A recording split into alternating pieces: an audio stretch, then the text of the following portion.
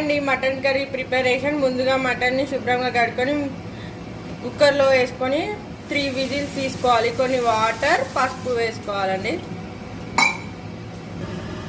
పసుపు వేసుకొని ఒకసారి కలుపుకొని విజిల్ పెట్టుకోవాలండి.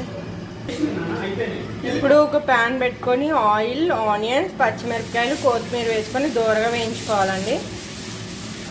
బాగా వేగిపోయాక అల్లం పేస్ట్, పసుపు వేసుకోవాలండి. అల్లం పేస్ట్ తగినంత పసుపు వేసుకొని కలుపుకోవాలండి.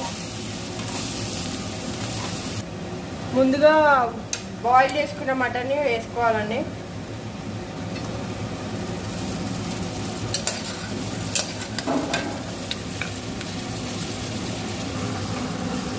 కలుపుకోవాలండి ఒకసారి. బాగా వేగిపోయాక ఇప్పుడు కారం, సాల్ట్ వేసుకోవాలి.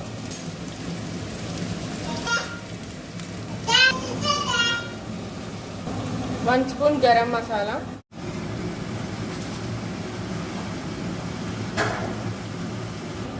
కొంచెం గ్రేవీ కోసం కొన్ని వాటర్ వేసుకుంటున్నాను. మూత పెట్టుకొని 10 మినిట్స్ మగ్గనివ్వాలి.